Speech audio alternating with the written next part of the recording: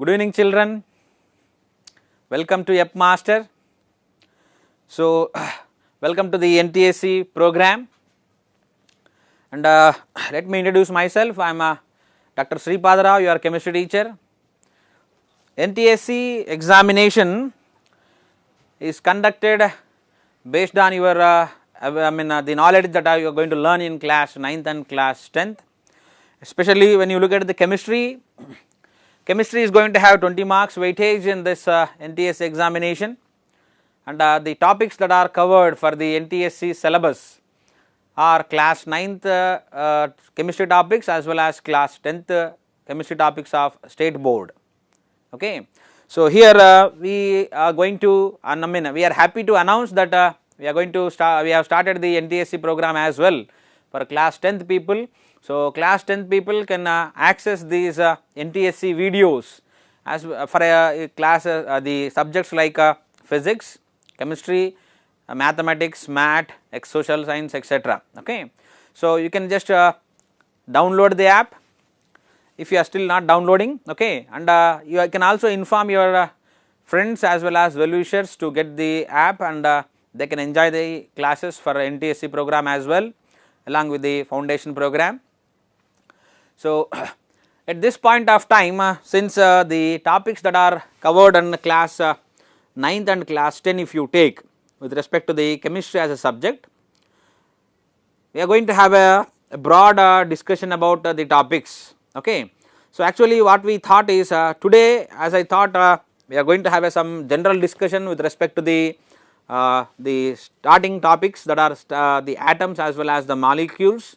We are going to discuss about it, and then once we finish the sufficient amount of theory concept, then we will look into the questions that are going to be appear in a NTSE examination, as well as we are going to even look into some of the previous NTSE question papers, the questions that are given in chemistry subject. We are going to discuss all the things one by one. Okay. So, it is a great opportunity for you. Please utilize the opportunity and get connected with the Yupp Master. Since the classes are given live on YouTube, you can also get the notifications from the YouTube. Just go to the YouTube and search for the 10th class Yupp Master and the Yupp Master Foundation program, and then get the notifications. Just subscribe that one, just search for Yupp Master Foundation and then get subscribed to it, so that you will get notifications at regular intervals of time whenever we have a classes. So, the classes the notification will be given half an hour before to you. So, just you can open the YouTube also, and you can access the online videos or the live video from YouTube as well, or you can get the Yupp Master app and get connected with the online classes, and you can get the schedule as well. According to the schedule, you can access the online classes as well from Yupp Master app as well. Okay. And whatever may be the doubts you are going to get in the course, whatever the topic that we are going to discuss on that day, or maybe the next day or the next week or so. So, whatever doubt you have, whether it is 9th class related or whatever the topic that is related to the even 6th, 7th, 8th classes chemistry topics, you can just send it to the teacher through the Q&A option that is available in Yupp Master, so that you can clarify your doubts as well. Okay. And we even going to discuss about the previous NTSE and Olympiad question papers.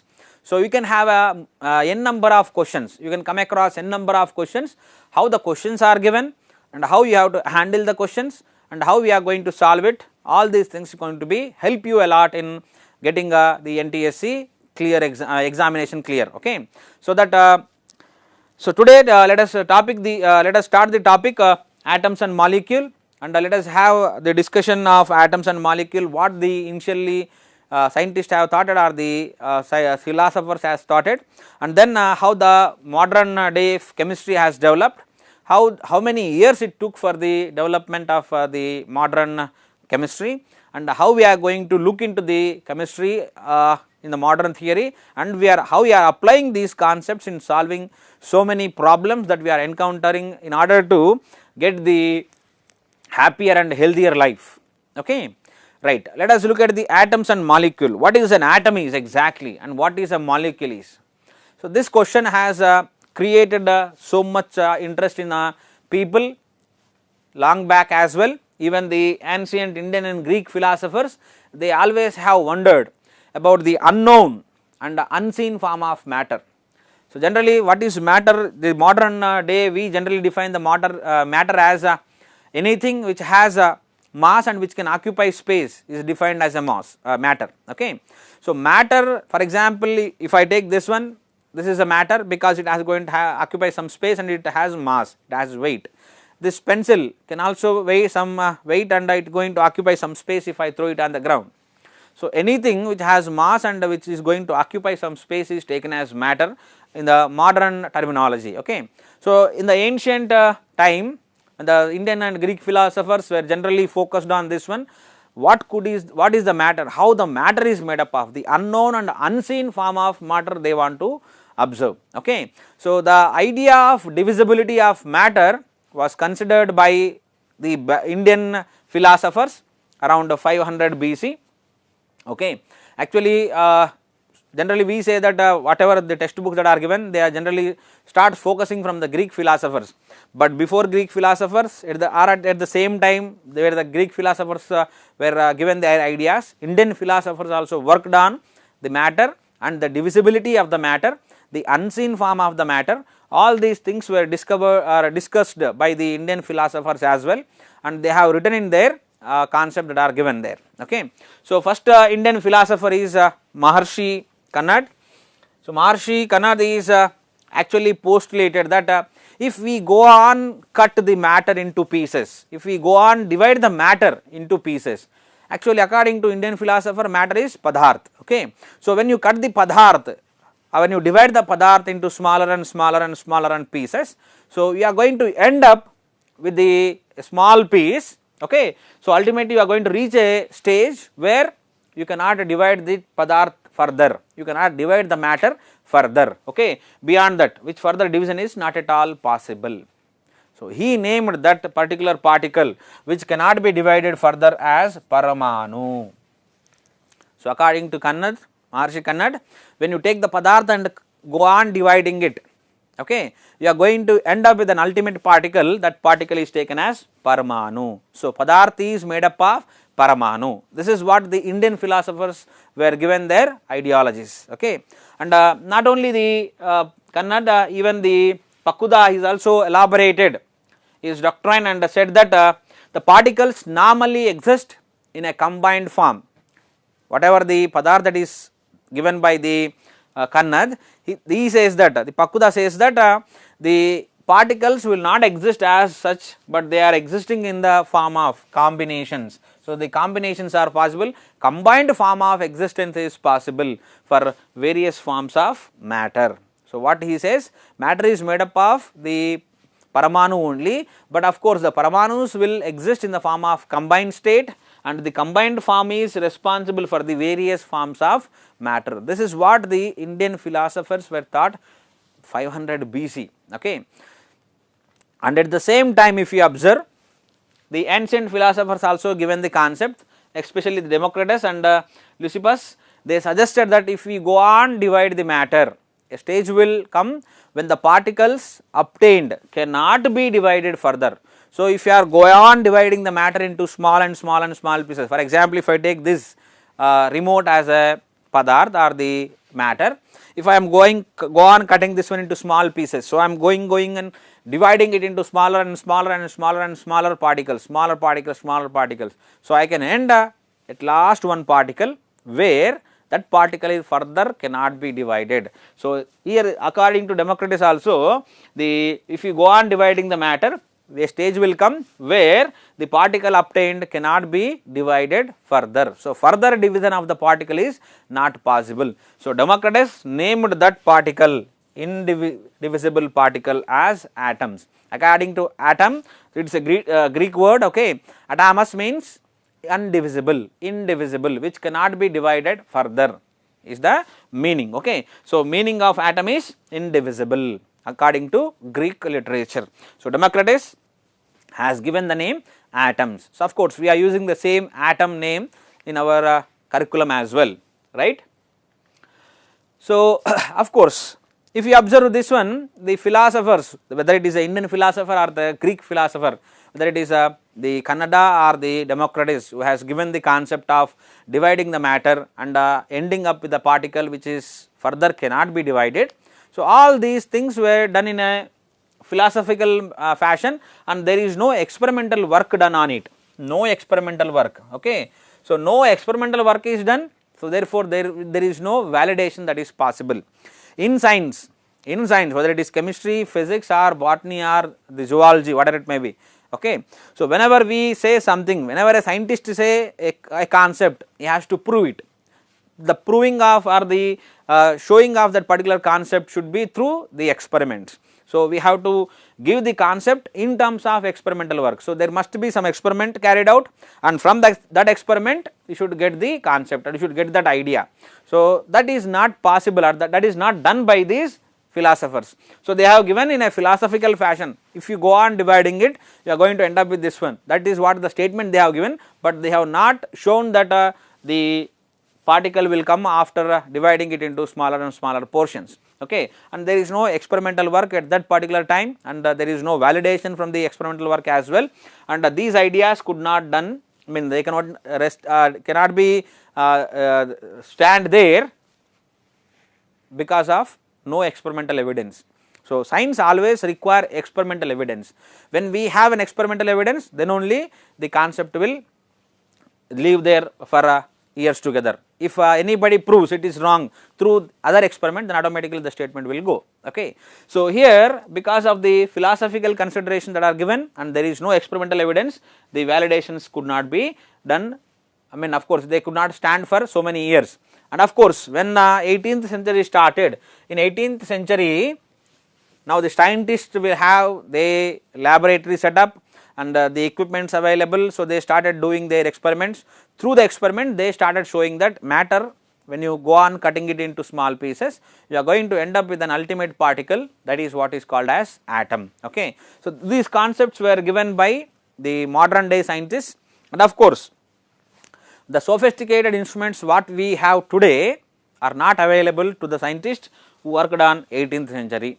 And for these philosophers who has given the Paramanu and the atom concept, for them the facilities were not available what the 18th century scientists are having. Okay. So, all these things, of course, the developments took place, and because of the development we got the sophisticated instruments. Now, we can prove or we can go for any experiments generally by taking the sophisticated instruments, the computers, and using the super computers etc. to carry out the experiments. Okay. But at that time the experiments were, I mean the equipment was not there and they cannot be carrying out their correct experiments. And of course, you can think or you can imagine the concept of the geniusness of the scientists who have lived in 18th century, who has proposed the concepts what they have at that time. They have utilized the parameters or the resources that are available to them at that time, and based on those things only they started giving the conclusions and the laws. Okay. So, they are genius people. Of course, today we have so many sophisticated instruments, but we cannot do so much thing what they have already done. Still the laws are valid what they have given, and that day they are valid even today also. Okay. Right. So, once the atom was discovered, and after that atom was given the come into the existence, and then the particles, subatomic particles of atom were discovered like electron, proton and neutron. We are going to discuss in atomic structure about all these concepts. So, the arrangement of atom was given by these people. Okay. So, by the end of the 18th century, scientists recognized the difference between the elements and compounds, and then they became interested in knowing how and why the elements are combining together, and how and why they combine, what is the reason for combination and how they are combining. So, this thought generated in the minds of the scientists in 18th century or the end of the 18th century or in the early 19th century you can say. Okay. Then all the laws were given. So, up to 18th century the philosophical concepts were existing there, and no experimental evidence was there, and scientists after the early 19th century they started giving the experimental evidences as well, because of the reason that how these elements are combining and what is the reason for the combination. All these things made them to think and do the experiments, and based on their experimental results so many theories were proposed. So, when you observe the solar system, after a discovery of electron, proton and neutron, the scientists were taken, for example, Rutherford, he has given the planetary model of atom in which the electrons, protons and neutrons arrangement is clearly shown in his atomic model. Of course, we will come across all these things once we look into the atomic the discovery of electron, proton and neutron in atomic structure. So, in the initial stage let us look at what is exactly the foundation that is led to the chemical sciences. Generally the credit goes to Anthony Lavoisier, who has led the foundation of chemical sciences by giving two important laws of chemical combination. We take the chemical combination, laws of chemical combination as the fundamental thing, and based on these concepts the further scientists were gone for the experiments, and based on the concepts given in the laws of chemical combination, they have proved some more concepts. Okay. So, the foundation is given by the Anthony Lavoisier from the laws proposing the laws of chemical combination. Okay. Of course, the credit goes to Lavoisier, Joseph Prost, John Dalton and Richter. All these people have done excellent work, and they led the foundation for the development of the chemical sciences, and thereby the chemical sciences got a turn, and of course, we are studying the chemical science as a separate topic as a chemistry. Okay. So, what are the laws given by the Lavoisier? Let us first visualize the laws of chemical combination. Generally 4 laws of chemical combination were proposed, but initially the first 2 laws proposed are going to give us very important conclusions, and the other 2 laws are supporting the first 2 laws. Okay. So, in the first law, the law says conservation of mass. So, it is the law the same what we can see in the case of law of conservation of energy. I think you people have already come across the law of conservation of energy in physics. So, according to law of conservation of energy, it is not possible for us to create an energy or destroy the energy. What we can do is we can just transfer the energy from one form to the another form. That is what is the law of conservation of energy. So, Anthony Lavoisier law of conservation of mass says that the mass can neither be created nor destroyed in a chemical reaction. Whenever a chemical reaction is going on, okay, whenever a chemical reaction is going on, let us say a reactant or reactants, when a reactants converting into products, when reactants convert into products or product, in that case, so when a chemical change is going on, when one compound, when chemical substance is converting into another chemical substance, here according to Lavoisier, the mass of the reactant will be the equal to the mass of the product that is obtained in the process. Okay. So, in this reaction, whenever a chemical reaction is carried out, whenever a chemical transformation is going on, the mass of reactant and mass of product will remain the same. That is to say that we cannot create a mass during a chemical reaction, or it is also not possible for us to destroy the mass during a chemical reaction. What we can do in a chemical reaction is we can transfer or we can convert the mass of reactants into mass of products, that is it. We cannot do anything, we cannot create the mass or we cannot destroy the mass. Okay. For suppose let us say we have 2 reactants A and B. A and B are reacting together under given conditions, giving the product, let us say C and D. Okay. Let the total mass of A and B is x grams. Okay. If I observe, if I weigh the A and B when they are reacting in the particular reaction, A and B weighing around x grams, if they are going to weigh around x grams, weight of the reactants is, let us say, x grams. Okay. So, in this chemical reaction, when the A and B are reacting together and giving C and D, so what will be the weight of C and D we can expect?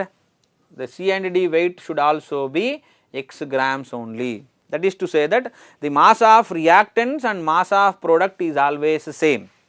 Why? We cannot create a mass. If mass is created, the product of the mass of the product should be more than the mass of the reactants, if mass is created. Okay. In that case, this should be greater than that one, but it is not possible. So many experiments that are carried out by the Anthony Lavoisier clearly indicates that the mass initially present and the mass that is obtained at the products always equal. Okay. And one more thing, if let us say if it is possible for us to destroy the mass, if I am destroying the mass in this reaction, so automatically product mass should be less than what is the reactant mass is. So, product mass is less than the reactant mass if mass is destroyed in the process, but that is also not happening. Okay. If mass is generated, if mass is created in a chemical reaction, product mass should be more than the mass of the reactant, but that is not happening. If we are going to destroy the mass in a chemical reaction, in that case product mass should be less than the mass of the reactants. That is also not happening. What is happening, or what we are going to observe, what the Anthony Lavoisier observed is that mass of the reactants and mass of the product is always equal and there is no change in the value. So, the value is constant. If you are taking x grams of reactants, we are going to get x grams of product. If we are taking y grams of reactants, we get y grams of product. If we are taking z grams of reactants, we are going to get z grams of the products. So, the total mass of reactants is always equal to the total mass of the products in a chemical change, in a chemical reaction. So, whenever a chemical reaction is carried out, we cannot create a mass or we cannot destroy the mass. So, that is what the concept is given by Anthony Lavoisier. Let us see or let us visualize the concept. So, here if the two components are reacting and we are getting a product, and these are the two components, let us say the reactants. So, mass of the reactants and mass of the product is balanced. Okay. For example, if you take magnesium and oxygen react together and we get magnesium oxide. So, when 2 moles of magnesium is taken, 2 mole oxygen is taken, the value of reactants is 80 grams. Okay. And when the reaction is carried out and a product is formed, magnesium oxide, if you observe the magnesium oxide weight also, it is coming out to be 80. So, reactants are 80 grams, product what is obtained is also 80 grams. So, this is the fundamental concept that is led, that is the foundation step that is led by the Anthony Lavoisier. So, in a chemical reaction, when magnesium and oxygen are reacting together, we are getting magnesium oxide. Okay. But when you observe the mass, here 2 moles of magnesium and 1 mole of oxygen reacting, the mass will be 80 grams and the product obtained 2 moles of magnesium oxide, value is coming out to be 80 grams. So, 80 grams of reactant converted into 80 grams of product. So, here mass is neither created, mass is neither destroyed. Okay. Yeah, please again look at the video or visualization, just observe it once. Product formation, the reactants, they are balanced.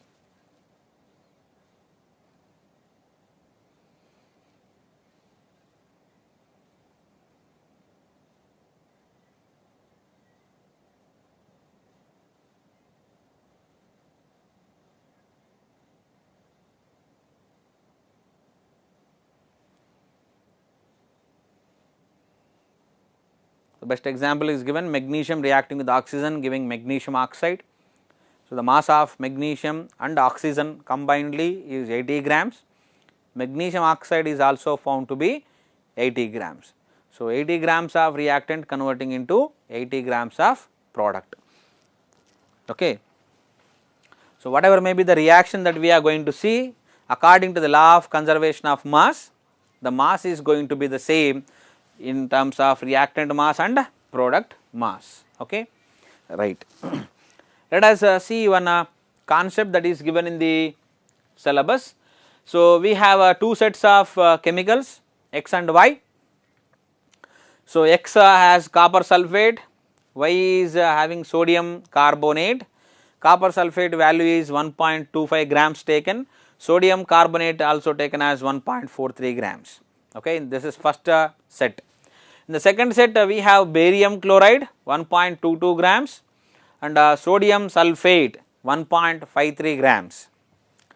In the third set we have lead nitrate 2.07 grams, sodium chloride 1.17 grams.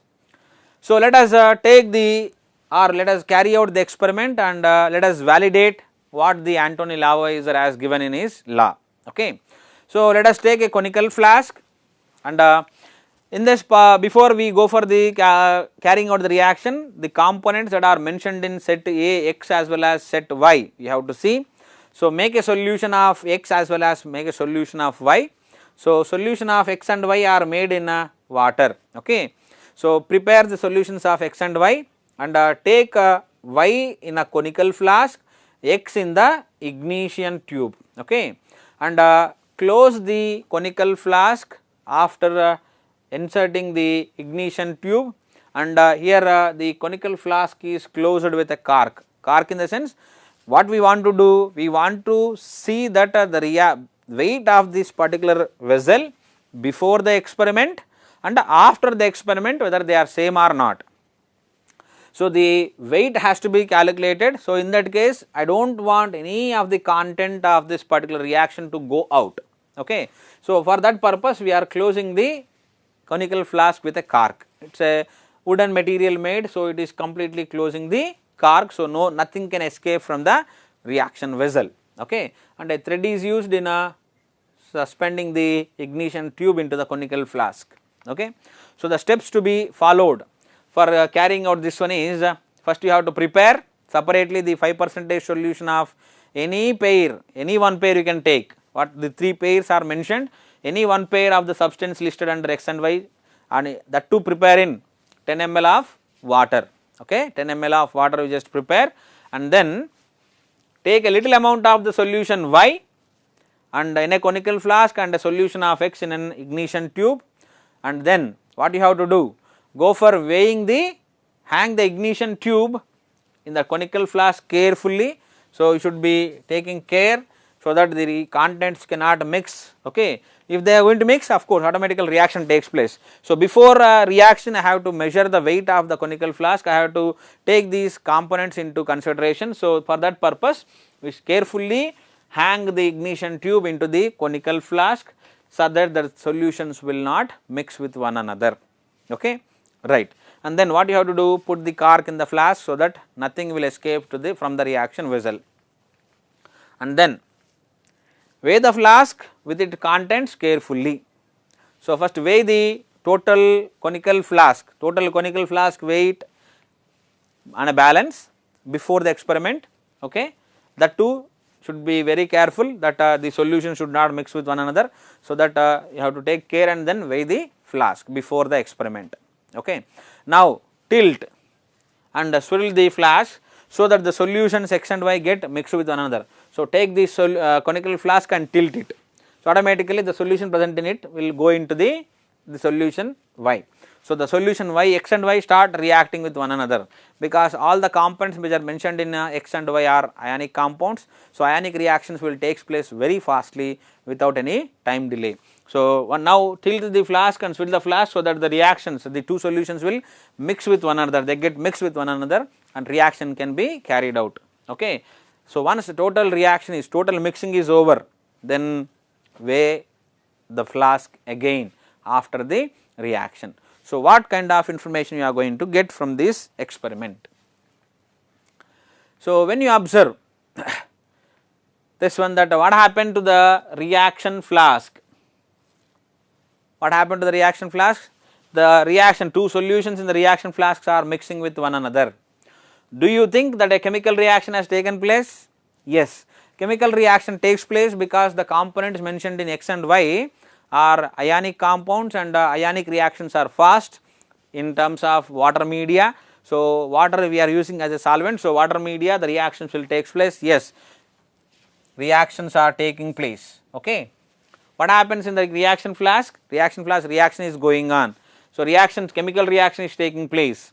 Why should we put a cork on the mouth of the flask? What is the need to put the cork in the mouth of the flask? It is to avoid that no chemical content from the mixture will escape. So, in order to avoid the escaping tendency of the chemicals, we are using the cork here. Okay. Right. Does the mass of the flask and its contents change? Before experiment we have taken the weight of the flask, and after the carrying out the experiment we have taken the weight of the conical flask. Well, the value is changing. Is there any change in the mass of the flask before and after the experiments? No. no change in the mass of the contents or the flask before and after the experiment. Why? No chemical is escaping from this particular vessel, because we have put a cork on the mouth of the flask, so that nothing can escape, and since nothing is going out and these two are reacting together, so products will also remain in the same flask. So, there is no tendency to escape also. So, the weight will remain constant before the experiment and after the experiment. So, what does it indicate? It says that we can transfer the mass of a reactants into the mass of the products, that is it. In a chemical reaction, it is not possible for us to convert or create new mass in the reaction or create the mass in the reaction. So, it is not possible to create a new mass, or it is not possible to destroy the mass that is already present in the vessel. Okay. So, for example, in the first case, in the first section, X column has copper sulphate and Y column has sodium carbonate. Let us write the reaction that is going to take place between these two. What is copper sulphate? Copper sulphate is CuSO4, copper sulphate. So, since we have prepared the solution in water, it is aqueous, okay. Aqueous solution of copper sulphate reacting with sodium carbonate.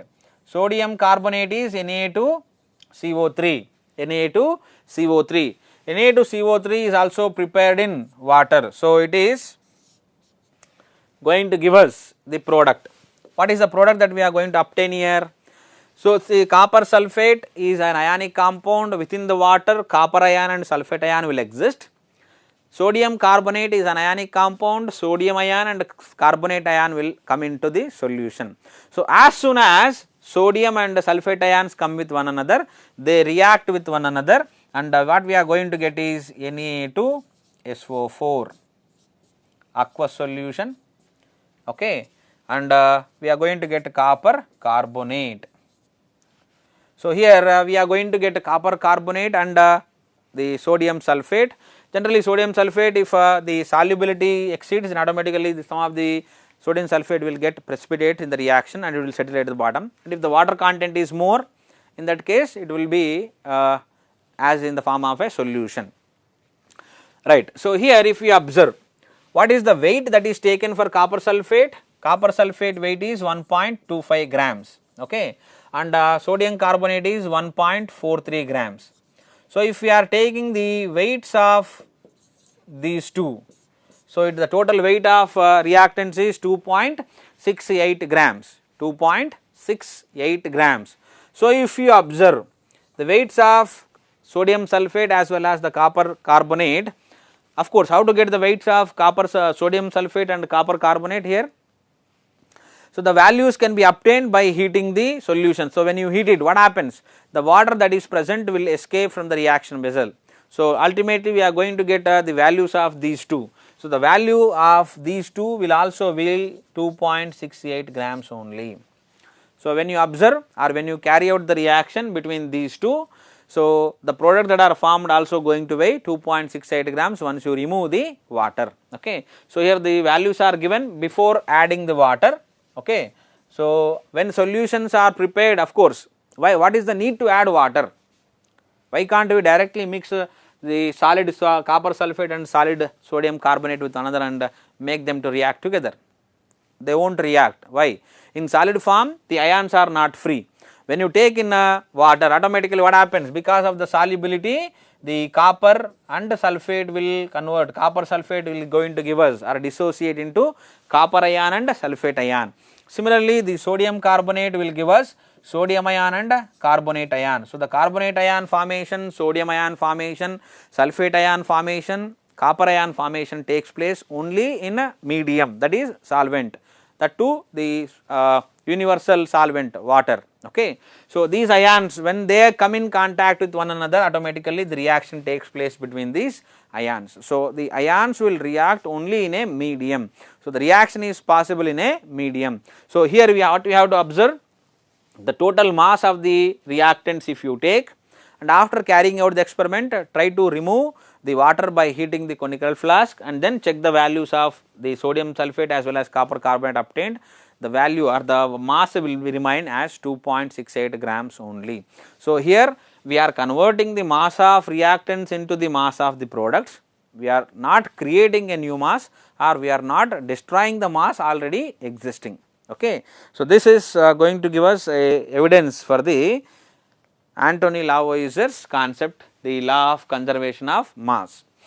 Similarly, in the second series or the second one, the barium chloride is given and sodium sulphate is given. What is barium chloride? BaCl2 reacting with sodium sulphate. Sodium sulphate is Na2SO4. Na2SO4, sodium sulphate. So, when sodium sulphate and barium chloride are reacting together, barium ion and sulphate ion will react with one another. We get barium sulphate precipitate plus 2 moles of sodium chloride is obtained as a byproduct. So, when you observe the weights here, it is 1.22 grams. Of course, again the reaction has to be carried out in aqueous solution only, and the sodium sulphate value is also found to be here given it as 1.53 grams. So, total weight of the reactants if you observe, so it is 2.75 grams. So, 2.75 gram is the mass of the reactants involved in the reaction. So, we also going to get around 2.75 grams of the products. So, barium sulphate and sodium chloride that is obtained in the reaction will also weigh 2.75 grams. Okay. So, this concept also supports the Anthony Lavoisier concept. Similarly, lead nitrate if you take lead nitrate PbNO3 taken 2 times reacting with sodium chloride NaCl, sodium chloride. So, here we require 2 moles of NaCl. Okay. So, 2 moles of NaCl when react the lead nitrate. So, what we are going to get is lead chloride PbCl2 with NaNO3 2 moles. So, the compound that are obtained will be going to have the same weight as the reactants are going to possess. So, 2.07 grams of lead nitrate, 1.17 grams of sodium chloride. The total weight if I take, we are going to get it as 3.18 grams. So, the products will also weigh 3.18 grams in the reaction. So, all these concepts, all these reactions, the 3 sets of reactants that are given, they are going to prove the law of conservation of mass. So, no mass is destroyed in the process and no mass is created, new mass is created in the reaction. Only the concept is that mass of reactants is converting into the mass of the product, that is it, and nothing is happening. So, the chemical change takes place and nothing is happening to the mass of the components used. So, the mass of reactants and mass of products is always equal to one another in any chemical reactions. Okay. So, this is how the law of chemical the conservation of mass was proposed. And the second law that is proposed is law of constant proportion, law of constant proportion. What does this law says? So, in a chemical substance, so for example, a chemical substance is given to you. Okay, a chemical substance is a chemical compound is given to you. A chemical compound is given to you. If you observe the elements that are present, the elements are always present in a definite proportion in that particular chemical substance, whatever may be the source of production of that particular chemical substance. So, if you are going to get the chemical substance through variety of sources, so whatever may be the source that you are going to employ for the preparation of that chemical substance, the chemical substance will contain only those elements, and that too those elements will react in a particular fixed proportion, constant proportion. That is what is the law of constant proportion is. Of course, when you look at the example, you will come to know how we can say that the elements present in the given compound always will react with a definite proportion, with a constant proportion without changing their proportion. Okay. For example, if we are going to see here, see let us say water, we are going to collecting the water from different sources. I am collecting the water from well, spring, river, rain, etc. So, water always contain H2O, hydrogen and oxygen. Masses of hydrogen is 1 gram, oxygen mass is 16 grams. So, 2 hydrogens is 2 grams, oxygen mass 16, total is 18. So, water molecular weight is 18, and when you observe the masses of hydrogen and oxygen, 2 grams of hydrogen, 16 grams of oxygen will react always, and what we are going to get? 1 by 8 is the ratio that we are going to use or that we are going to get for the calculation purpose. So, always if you observe the ratio of hydrogen and oxygen always react in 1:8 proportion. 1 gram of hydrogen, 8 grams of oxygen will react together and we get water molecule. So, water that is collected, if I am collecting the water from a well, if I am collecting the water from a river, or if I am collecting the water from a rain, or if I am preparing the water in the laboratory, let us say within the laboratory, if I am preparing the water. So, when water is prepared in the laboratory, water is collected from river, water is collected, water in the sense here pure water, not impure water. Okay. So, when you take water formula is H2O. So, whatever may be the source from which you are preparing H2O, in water, hydrogen and oxygen will always bear a simple ratio, and that too the proportion of combination is always constant. So, the elements will combine in a constant proportion. So, here hydrogen and oxygen always bear a 1:8 ratio in water molecule. Okay. So, here for example, in a compound such as water, the ratio of mass of hydrogen to the mass of oxygen is always 1:8, whatever may be the source of water. So, whether you are collecting the water from rain, or if you are collecting water from the river or the spring, or whatever may be the source you are taking for collection of water sample, always mass of hydrogen and mass of oxygen will bear 1:8 ratio. So, the ratio is going to be always fixed. Okay. So, whenever we take H2O means here 2 grams of hydrogen reacting with 16 grams of oxygen. So, you have to take the hydrogen to oxygen ratio. Hydrogen weight is 2, oxygen weight is 16. So, this is always 1 by 8. So, always they bear 1:8 ratio in this particular water molecule. So, in case of water molecule, we are going to have a 1:8 ratio of the hydrogen mass and oxygen mass. So, whatever may be the source you are using for collecting the water sample, water is having 1:8 ratio of hydrogen and oxygen. That is what is the law of constant proportion. In a chemical substance, the elements always combine in a constant proportion, or they are going to bear a constant ratio by weight. Okay. For suppose if we are taking water and if I am decomposing the water, whenever I decompose water, what I am going to get? I will get hydrogen gas and half mole of oxygen gas is obtained. So, if I am taking 9 grams of water, in that case, for here just we have used 18 grams of water. 18 grams of water will give us 2 grams of hydrogen and 16 grams of oxygen.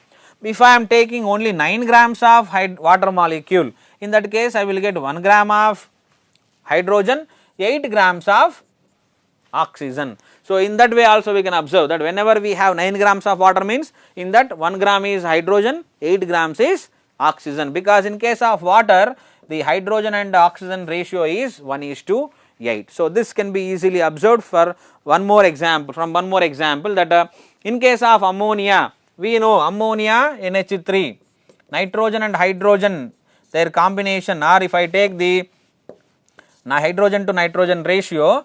So, here hydrogen nitrogen ratio, if I observe 3 grams of the hydrogen and 14 grams of nitrogen will react with one another. So, they are going to bear a 14:3 ratio between nitrogen and hydrogen mass.